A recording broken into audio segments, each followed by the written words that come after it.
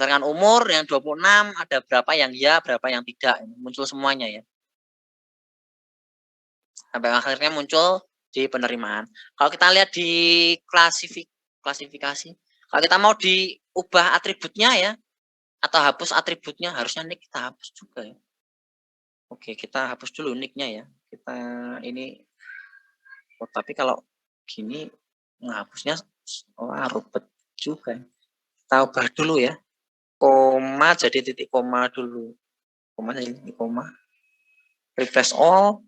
Sudah, sehingga biar bisa dibuka dengan Excel ya.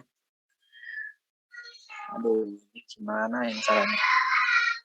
Ini saya buka dengan Excel, terus maaf. Oke, nah ini nicknya saya hapus dulu ya. Nicknya saya hapus saja biar lebih mudah. Terus umur dengan tipe umur mungkin sama ya. Jadi umurnya saya hapus saja ya. Lebih seperti ini aja. Ini saya save. Setelah saya save, kita edit lagi dengan cara seperti tadi ya. Yang titik koma saya ubah jadi koma. Saya replace all seperti ini sehingga hasilnya jadi seperti ini ya. Sudah selesai, kemudian saya coba ya, kita buka ini. Kita preprocessing lagi datanya. Ini jenis kelaminnya kenapa jadi seperti ini ya? Ini variabelnya tidak teridentifikasi nih. Nah, oke, kita buat 2 buah file ya. Kita mohon maaf kalau di sini rame ya. Anak saya nangis-nangis kenapa ya? Kita buat 2 buah file. Contohnya training.csv ya. Training.csv-nya ini all type-nya kita buat seperti ini. Kemudian kita buat file lagi namanya testing ya. Testing.csv ya. Ini all type, kemudian saya simpan. Nah, ini sudah kita punya 2 buah file ya di sini ya. Training sama testing. Di testingnya mungkin kita ambil 100 data saja ya, berarti dari berapa? 651 sampai 551 harusnya. Sampai 551. Nah, di sini ya, saya copy, saya pindahkan ke testing ya. Oh, maaf. Ini saya paste sini. Yang sisanya yang di sini ini saya pindahkan ke data training. Ini saya copy, saya masukkan ke data training. Oke. Langkah terakhir adalah ketika kita harus membuat labelnya ini ya. Label atau variabelnya. Kita kopikan, masukkan ke data yang di testing ya. Kalau enggak kan kita enggak ada variabelnya. Nah, kalau sudah tinggal kita masukkan ke WK-nya tadi ya. Di sini saya punya data training ya, saya masukkan, saya open, ada 550 data ya, di sini 550 data. Untuk naik bias bisa saja menggunakan di sini classify, di sini pilih yang naik bias gitu ya. Kalau saya pilih untuk labelnya adalah penerimaan, kemudian saya klik start. Nah, di sini nanti akan muncul nih. Berapa ini ya? Yang berapa? 98% ya. 98% teridentifikasi nilainya ya. Berarti ada 2% dari data yang jumlahnya 550 itu berarti berapa? 11 buah ya. 11 buah data yang tidak bisa teridentifikasi oleh naive Bayes. Kenapa bisa tidak teridentifikasi? Contohnya ini ada. Contohnya semisal saya buat seperti ini. Ini ada perempuan A2 SLTP karyawan swasta cukup 2. Di sini datanya munculnya ya.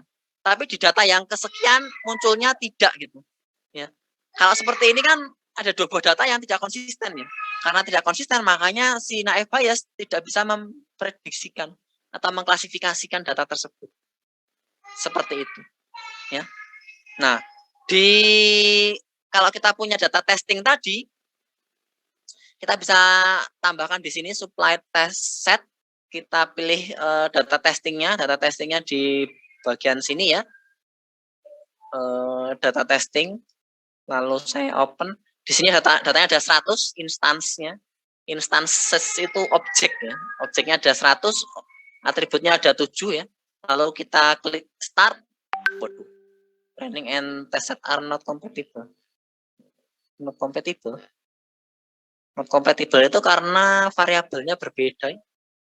Ini variabelnya berbeda, kenapa? Kayaknya udah sama.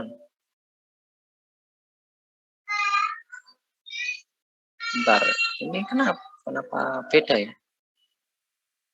Jadi kalau seperti ini, sebentar, saya coba analisis dulu ya. Kalau kita gunakan data testing, hasilnya jenis kelamin, tipe umur, pendidikan terakhir, pekerjaan, pendapatan teman-teman. Sudah benar ya. Data training sama aja ya. Sama aja ya. Saya nggak tahu nih kenapa nih ya. Mungkin ada yang salah di tempat saya ya. Tapi harusnya hanya seperti itu saja ya. Ini testing. Kalau training sama training harusnya bisa ya. Oh, bisa ya, muncul juga. Akurasinya 98% juga ya. Iya, 98%.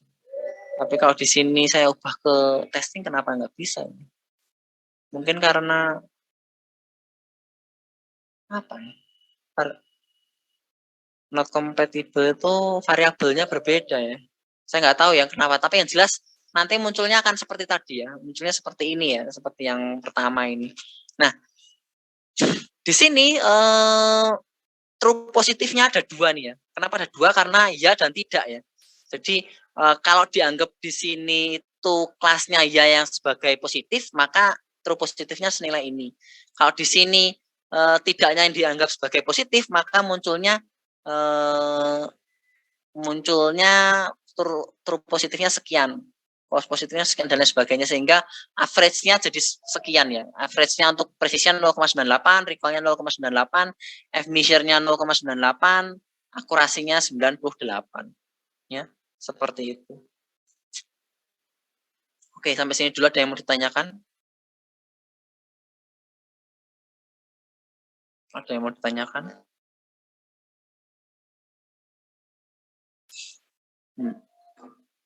Baik, nggak ada ya. Kalau nggak ada, saya coba yang terakhir mengenai project ya.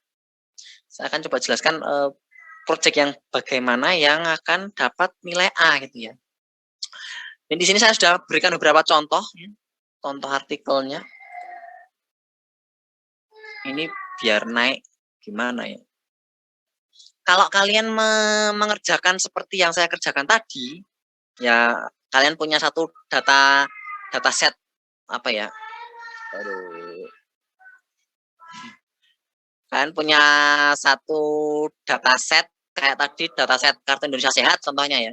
Terus kalian lakukan dengan algoritma semisal ID3 gitu ya. ID3 menggunakan rapid miner atau menggunakan if bias atau menggunakan WK atau menggunakan orange atau menggunakan start dan lain sebagainya ya. Itu nilai maksimal yang kalian dapatkan hanya 60 saja ya. Saya sudah jelaskan di awal, jadi nanti kalau ada yang nilainya kenapa kok nilainya cuma segini untuk projectnya, sudah saya jelaskan di awal gitu ya. Nilai maksimal untuk yang mengerjakan seperti itu hanya 60 saja. Kalau kalian menggunakan algoritma ID3 gitu ya, algoritma ID3 untuk satu kasus ya, tapi ID3-nya kalian code sendiri gitu ya, kalian code sendiri, bisa menggunakan apa ya, Python atau menggunakan PHP atau menggunakan Java atau menggunakan Excel sekalipun ya, minimal Excel ya. Karena kalau kalian menggunakan Excel berarti kalian tahu rumusnya kan ya. Kalian bisa jalanin di Excel, berarti kalian bisa jalan buat programnya juga ya. Walaupun sebenarnya kalau di Excel kayaknya nilainya agak kurang dibandingkan yang lain ya. Tapi setidaknya di atas 60 lah ya. Yang membuat seperti itu akan saya kasih nilai maksimal 80 ya. kalau ngoding sendiri. Nah, yang langsung A itu apabila kalian melakukan modifikasi dari satu algoritma tersebut. Jadi kalau misal kalian punya algoritma KNN, di dalam algoritma KNN itu kalian melakukan modifikasi sedikit saja di KNN itu, maka nanti akan saya akan jamin nilainya A. Dan saya akan langsung bilang ke Pak Lasmedi ya, yang untuk di kelasnya Pak Lasmedi yang diupload oleh Pak Lasmedi ya. Mahasiswa atas nama A, B, C, D, E ini nilainya A langsung. Tidak perlu memperhatikan nilai UTS, UAS, dan tugas kuis gitu ya. Contoh contoh modifikasinya seperti apa? Sudah saya lihatkan di sini ya. Jadi kalau kalian mengerjakan seperti yang di JTIK ini poinnya hanya 60 maksimal ya. Kalau kalian mengerjakan yang di Jutif ini kayak coding sendiri jadi 80-an ya. Kalau kalian kerjakan seperti yang di IJS, conference ini sama di BEI itu langsung auto A gitu ya. Auto A. Nggak harus bahasa Inggris ya ngerjainnya ya, tapi yang penting konsepnya seperti itu ya. Aduh, ini gimana sih? Saya tunjukkan modifikasinya seperti apa. Yang di BEI ya. Kenapa nggak bisa dibuka ini? Kalau yang di sini, ini kalau nggak bisa dibuka ini.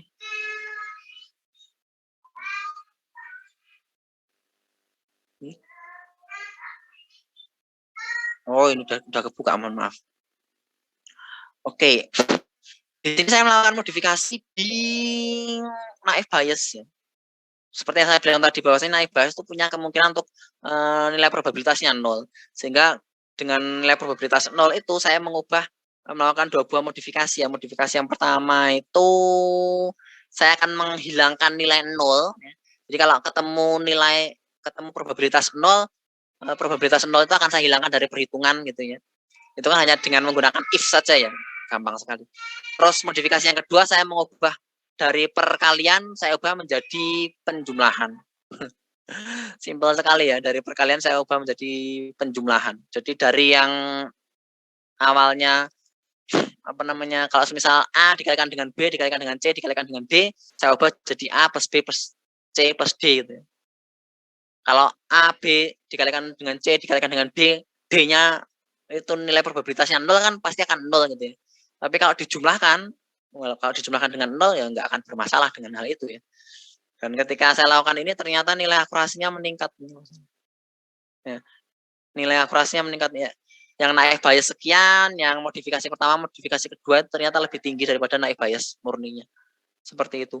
Ada juga yang saya lakukan di IGS. IGS itu saya menggunakan Laplace smoothing sama seperti tadi. Untuk zero probability. Saya tambahkan Laplace smoothing. Laplace smoothing itu hanya menambahkan nilai 1 per 1 juta gitu ya. 1 per 1 juta itu kan nilainya tidak ada 0,00 sekian, tapi tidak 0 gitu ya. Nilainya kan mendekati 0 tapi tidak 0. Sehingga ketika dikalikan hasilnya tidak terlalu berpengaruh terhadap variabel-variabel yang lain gitu. Ternyata ketika digunakan Laplace smoothing saya kalau salah nilainya juga berubah tapi hanya di data yang sedikit ya, hanya di data sampai 350. Itu contoh-contohnya. Jadi ini hanya salah satu contoh saja ya. Kalau tadilah kasus penerimaan kartu Indonesia Sehat gitu ya. Itu kan satu kasus tuh ya. Satu kasus bisa dijalankan oleh 1, 2, 3, 4, 5, 6, 7. Bisa jadi 7 judul project. Bisa jadi 7 judul TA. Bisa jadi 7 judul judul PKM. Terus judul gemastik ya, dan lain sebagainya. Jadi kalau punya 2 kasus ya, bisa jadi 14 kasus, 14 judul itu ya. Seperti itu. Kalau kalian mau cari dataset, kalian bisa ambil dari Kaggle, bisa. Kaggle.com itu di sini ada 50.000 dataset.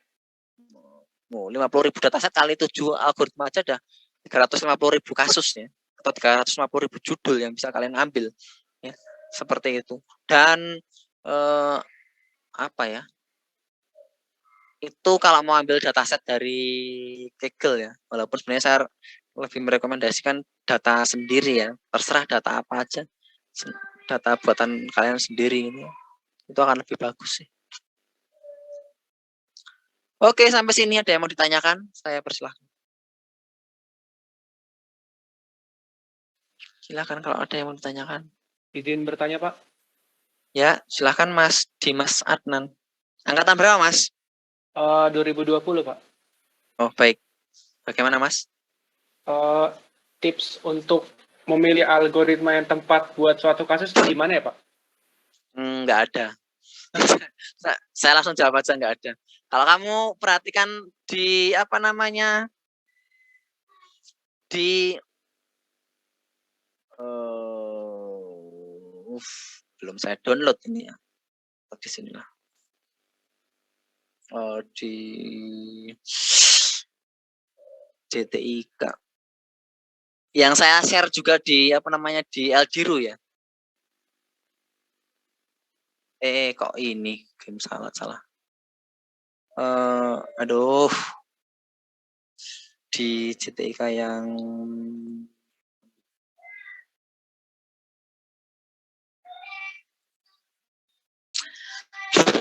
di sini saya membandingkan naive Bayes dengan C45 untuk 4 buah kasus, 4 atau 5 ya, saya lupa, 4 atau 5 kasus.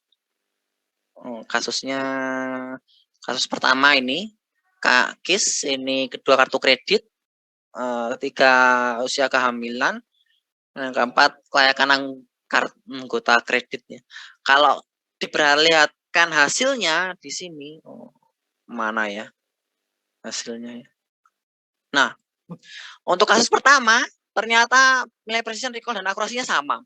Untuk kasus kedua ternyata yang lebih bagus itu C45. Kasus ketiga yang lebih bagus itu naive Bayes.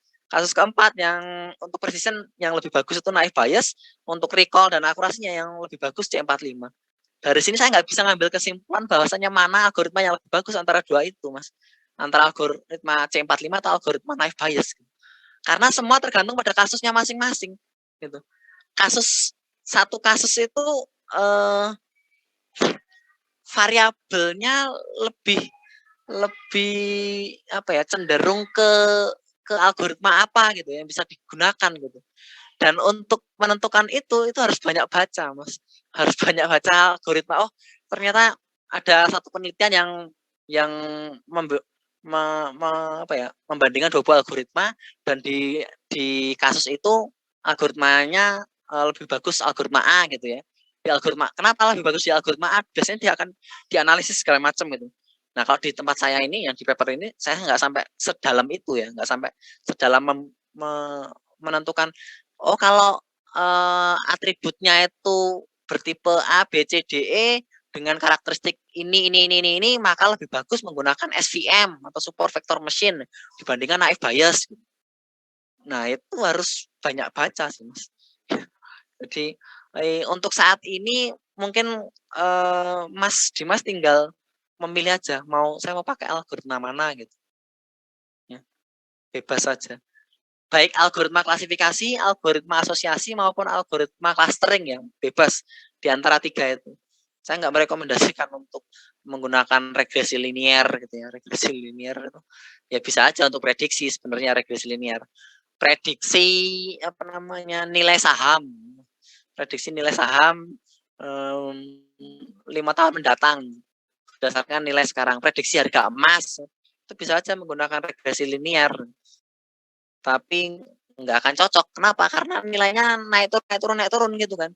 Naik turun itu nggak akan cocok untuk regresi linear. Regresi linear itu cocoknya untuk data yang punya tren naik ataupun tren turun. Kalau nilainya naik turun seperti emas atau harga saham, itu ya cocoknya biasanya JST. Kalau di klasifikasi ya apa ya, prediksi Agak susah ya.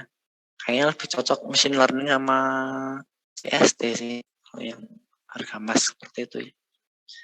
Gitu Mas. Paling yang bisa kita tentukan adalah jenis tekniknya ya. Jenis teknik kita bisa menentukan, oh ini menggunakan klasifikasi, oh data ini menggunakan clustering, oh data ini menggunakan asosiasi gitu. Ya berdasarkan tadi yang kalau klasifikasi itu berarti harusnya ada labelnya. Kalau ada labelnya umumnya menggunakan klasifikasi ya.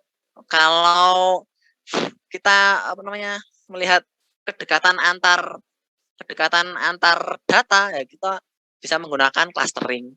Kalau kita memperlihatkan kedekatan antar item ya, bukan variabel-variabel dalam data ya, tapi itemnya langsung, ya itu berarti kita menggunakan asosiasi. Paling seperti itu, Mas Dimas. Oke, baik, Pak. Terima kasih, Pak. Ya, sama-sama. Ada lagi yang mau ditanyakan? Saya persilahkan.